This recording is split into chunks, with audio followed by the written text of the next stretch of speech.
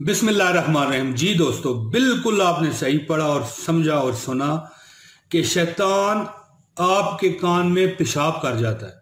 दोस्तों, ये मैं अभी आपको बताने लगा हूं कि ये क्यों होता है और इससे कैसे बचा जाए। और शैतान लोगों का खाना चुरा के खा जाता है। जी बिल्कुल, आपका खाना आपकी थालियों से, आपके डोंगों से वो चुरा के खा जाता है। और ये मैं अपनी तरफ से नहीं कह रहा, ये जो आपको मैं यहां इस वीडियो में बताने लगा हूं अहदीस से लिए गई ये बात है। और शैतान 4 मौकों पर दहाड़े मार मार के रोया था, दहाड़े मार मार के। दोस्तों, ये मैं अभी आपको बताने लगा हूं, वीडियो पूरी देखिएगा और आपको इतनी इंफॉर्मेटिव वीडियो आज तक कभी नहीं मिली होगी इंशाल्लाह ताला। बिस्मिल्लाहिर्रहमानिर्रहीम। अस्सलाम वालेकुम मेरे प्यारे बहनों, भाइयों, दोस्तों। मुझे उम्मीद है कि आप ठीक होंगे। अल्लाह पाक आपको सदा सलामत रखे, खुश और खुरम रखे।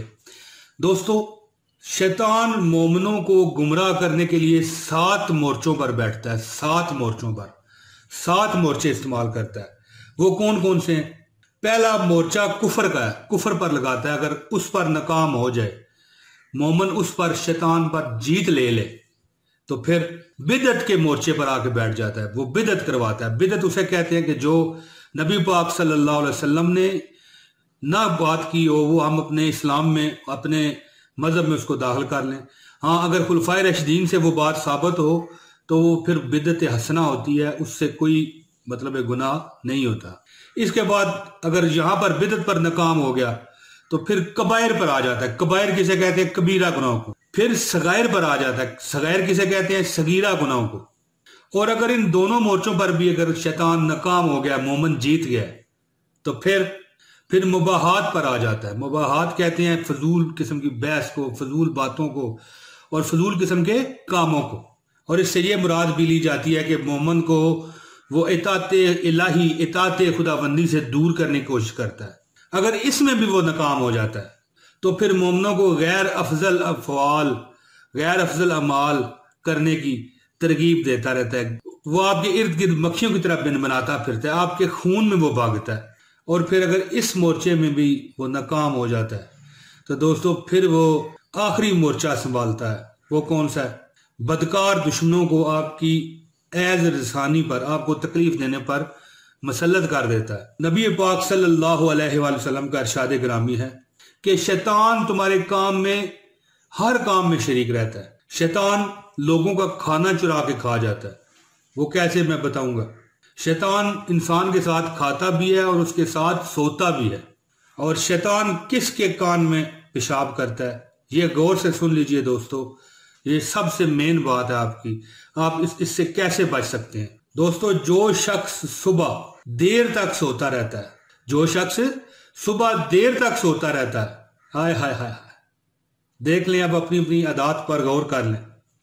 जो शख्स सुबह देर तक सोता रहता है, शैतान उसके कान में पेशाब कर जाता है। अल्लाह ताला महफूज फरमाए।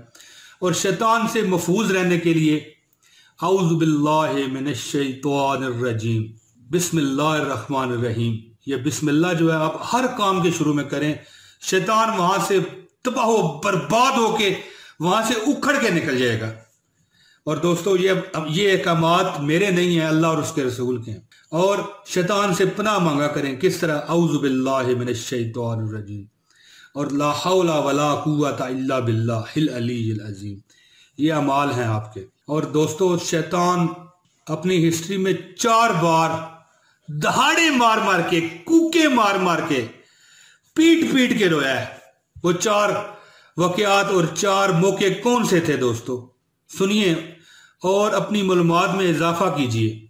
शैतान उस वक्त दहाड़े मार के रोया था जब उसके गले में लानत का तोक डाल दिया गया था, उसे लानती करार दिया गया था। शैतान उस वक्त दहाड़े मार मार के रोया था। और दूसरी वक्त किस वक्त रोया था? जब शैतान को जमीन पर फेंक दिया गया, उतार दिया गया और उसका जन्नत और अगले जहानों से राब्ता खत्म कर दिया गया, वहां तक वो ना जा सके। उस वक्त वो दहाड़े मार मार के रोया था।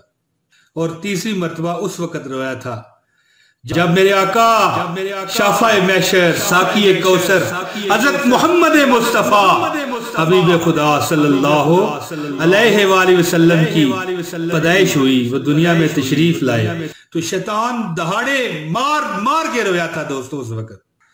जितना दिया सरकार ने मुझको, उतनी मेरी औकात नहीं। ये तो करम है उनका, वरना मुझ में तो ऐसी बात नहीं। और दोस्तों शैतान चौथी बार दहाड़े मार मार के किस वक्त रोया जी? जब सूरह फातिहा नाजिल हुई, आका दो जहां की पैदाइश पर भी रोया। फिर जब सूरह फातिहा नाजिल हुई, अल्हम्दुलिल्लाहि रब्बिल आलमीन अर्रहमानिर रहीम मालिक यौमिद्दीन इय्याका नअबुदु व इय्याका नस्तईन इहदिनस सिरातल मुस्तकीम सिरातल लज़ीना अनअमता अलैहिम गैरिल मग़दूबि अलैहिम वलद्दालीन आमीन। दोस्तों मुझे उम्मीद है कि आपको मेरी ये वीडियो पसंद आ चुकी है। लाइक कीजिए, शेयर भी कीजिए, ताकि और लोग भी इससे फायदा उठा सकें। और अगर आप नए हैं तो हम बहुत जबरदस्त शेयरिंग करते रहते हैं। इस चैनल को सब्सक्राइब कर लें, आइंदा कहाँ में आप ढूंढेंगे। बहुत शुक्रिया दोस्तों। अगली वीडियो में इंशाअल्लाह ताला बशर्ते जिंदगी फिर हाजिरी दूंगा। इजाजत दीजिए। अस्सलाम वालेकुम।